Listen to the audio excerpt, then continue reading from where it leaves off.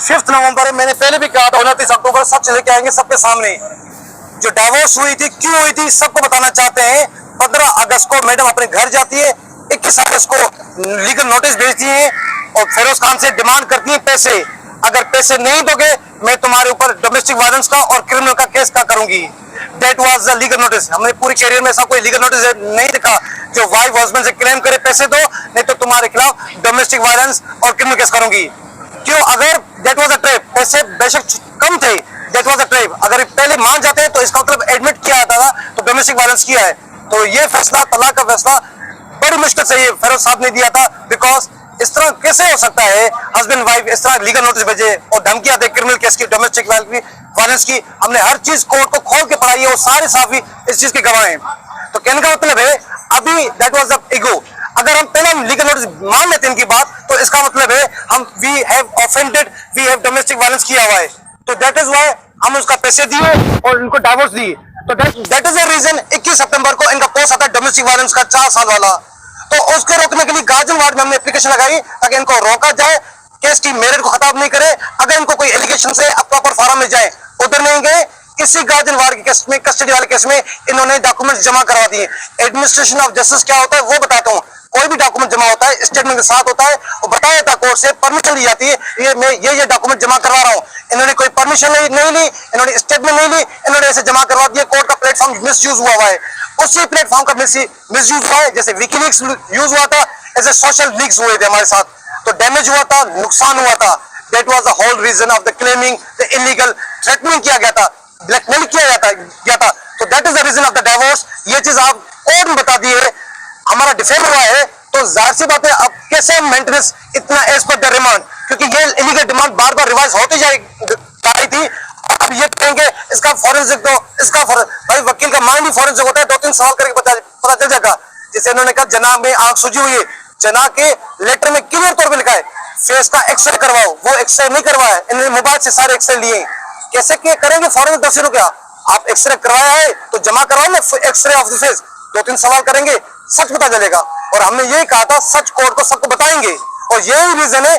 मेरी गुजारिश है सब दोस्तों से, आप मीडिया में एक एसओपी बनाओ, जिसपे भी अगर इल्जाम लगता है, एलिगेशन लगता है, तो आप जजमेंट का वेट करो, जस्टिस का वेट करो, बजाय उसको बायकॉट करो, उसको बैन करो। दैट इज, क्योंकि नोमान निजात साहब ने ये चीज बार बार कह चुके हैं, अपने सीनियर एक्टर से सीखे आप, ये आज हो चुका है। फॉर द फ्यूचर ऐसी एसओपी बनाओ ताकि इंटरेस्ट प्रोटेक्ट हो। हमारे मुल्क में एक मशवरा आसान होता है और एलिगेशन लगाना आसान होता है, मगर भुगता वो है जिसपे ये एलिगेशन लगा हुआ है, जिसमें ये दाग लगा हुआ है। तो भी रिक्वेस्ट करते हैं आइंदा। जी सर एप्लीकेशन ने मूव नहीं की, ये झूठ पकड़ा। इनका लीगल नोटिस, अपना दिया हुआ लीगल नोटिस जो पहाड़ की तरह है, वो पकड़ा, वो कोर्ट को पढ़ के बताया सर इन्होंने अगर पैसे नहीं दोगे तो डोमेस्टिक वायलेंस का केस करेंगे और क्रिमिनल केस करेंगे। कैसे हस्बैंड कैसे जिंदगी गुजार सकता है जो वाइफ के पैसे दो नहीं तो ब्लैकमेल हो जाओ, नहीं तो पैसे दो नहीं तो मैं केस करूंगी। सुपरस्टार अपनी जगह पे था, मगर उसको सच पे फतह था, दिल पे फतह था, कानून पे भरोसा, आप जैसे साफियों पे भरोसा था, अपने एक्टर्स पे भरोसा था, मगर उसका सब भरोसा तोड़ दिया आप लोगों ने। अच्छा, ये इल्जामात लगने के बाद आप क्या समझते हैं कि फिरोज खान को कितना इंडस्ट्री में नुकसान हो रहा है और मजीद कितना नुकसान उठाना पड़ेगा? भाई इसका जवाब है सच और इज्जत अल्लाह के हाथ में है। एक दफा देता है तो बार बार भी दे सकता है। अभी नुकसान हुआ है माली तौर पे, ऑब्वियसली क्योंकि नुकसान इसको नहीं कह सकते, ये मिसअंडरस्टैंडिंग क्रिएट की गई थी। और हमें इधर लोग आते कैमरा बोलते हम लॉ अबाइडिंग है, भाई लॉ अबाइडिंग सारे दोस्त हैं, लॉ अवेयर नहीं है। आप कानून में बात इस तरह नहीं कर सकते। इसी वजह से हम मीडिया को रिक्वेस्ट करते हैं, सोशल मीडिया को रिक्वेस्ट करते हैं, एक्ट्रेस को रिक्वेस्ट करते हैं, बिफोर जजमेंट आप अपना जजमेंट नहीं दो। किसी का करियर खराब हो रहा है, किसी का जिंदगी खराब हो रहा है आपकी वजह से, आपके एक रिएक्शन की वजह से। You have to see the other side of story. मेरे ख्याल में ये लोग स्लोगन होना चाहिए, हैशटैग होना चाहिए, you have to see other side story in the future. हम इस केस की बात नहीं करें, इन द फ्यूचर लोगों का रोजगार है, लोगों ने मेहनत की हुई है, अब पानी फेंक देते हो किसी झूठे इल्जाम में। तो ये रिक्वेस्ट है हमारी सबसे। ये बता दें कि मुझे आज आप ये बता रहे थे कि नुकसान हुआ है सोशल मीडिया पे इस कैंपेन का, तो प्रोफेशनली कितना नुकसान हुआ है ये भी बता दें। और दूसरा ये कि क्या काम मिलना बिल्कुल बंद हो गया फिरोज खान को, या अब नुकसान कितना हुआ है वो मुसद्दिक मलिक से ट्वीट से पता चलता है कितना नुकसान हुआ है। Everybody is thinking under review. भाई हम दुआ करते हैं ये इतफाक किसी के साथ ना हो एलिगेशन का। जब आप पे सिविल और क्रिमिनल चार्ज लगेगा तो हम पूछेंगे फेयर ट्रायल ड्यू प्रोसेस तो मांगे।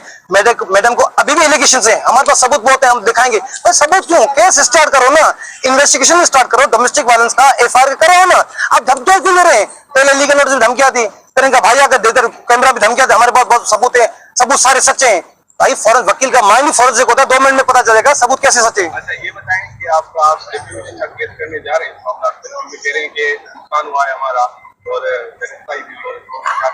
देखिए मसला पहले ट्वीट से हमने कहा था, we expect respect and support and respect. After all she is mother of the minors. अब उनका गलती को तो नहीं करेंगे उसको penalize. After all she is mother, बच्चों की वजह से we will still extend the respect, still extend support. हमारा नुकसान हो गया, हमें ऊपर वाले पे भरोसा है, आप लोगों के दोस्तों पे भरोसा है, इंशाल्लाह ये रिकवरी हो जाएगी। इंसान का ये भी खुदा की तरफ से एक आजमाइश होती है। की मुलाकात हो रही बच्चों से, बोर्ड की डायरेक्शन से 2 बजे तक मुलाकात होती रहेगी बच्चों की। और जो मजीद जो मेंटेनेंस का किया था तो हमने सारा सच, मैडम का जितना वीगो था सारा बता दिया। उसके बेसिस पे आप लाइबिलिटी डिटरमाइन करें। 20,000 लाइबिलिटी और प्लस एजुकेशन एंड मेडिकल जितना भी इनवॉइस देंगे अनलिमिटेड करेंगे, अनलिमिटेड। मगर पॉकेट मनी 20 इज रीजनेबल, क्योंकि ये कंटेंजेंट लाइबिलिटी है, एक दफा एस्टेब्लिश हो गया तो करेंगे। अब मीडिया का क्या रिएक्शन आएगा, डायरेक्टर्स का क्या रिएक्शन आएगा, मुसद्दक मलिक साहब का क्या रिएक्शन आएगा, तो we have to request, you have to see the other side story. And मैं तो कहूंगा अब इसमें आसम साहब एक गाना बनाएंगे, we have to see the other side story. आपको कहा गया है कि करंट जो मंथली इनकम है फिरोज खान की वो भी जमा कराएं, तो वो आप कब तक? वो हम उन्होंने कहा डिटेल्स जमा करवा लें, हम एक डिटेल जमा करवा देंगे कौन कौन से हमारे प्रोजेक्ट अंडर रिव्यू हैं, कौन कौन से चल रहे हैं, बिकॉज वी पेनलाइज्ड। हम उसका दावा नहीं करेंगे मैडम के। और सोशल मीडिया पे एक चीज चल रही थी, एफआईआर हो गई, डिफेमेशन हो गया मैडम के खिलाफ। हमें कोई डिफेमेशन नहीं किया, हमें गार्जियन वार्ड में एप्लीकेशन दी थी। मकसद था हम डे 1 से इसके खिलाफ थे, सोशल मीडिया में बात नहीं जाए। हम डे 1 से कह दे मैडम को एलिगेशन से कोर्ट में जाए, प्रूव करे। मगर इस कोर्ट का प्लेटफॉर्म यूज करके, प्रूफ के हिसाब से यूज करके लोगों ने समझा अभी सबूत जमा हुए, सजा मिलेगी। अभी ट्रायल स्टार्ट ही नहीं हुआ, इन्वेस्टिगेशन स्टार्ट हुई नहीं, प्लेटफॉर्म यूज किया जाए। तभी तो कहते हैं लॉ अवेयर है, लॉ अबाइडिंग कोई नहीं है। लॉ अबाइडिंग है आप लोग, लॉ अवेयर नहीं है। कानून का पता होना चाहिए। क्या बोल रहे हो मैं कैमरा के साथ? ठीक है, थैंक यू सर।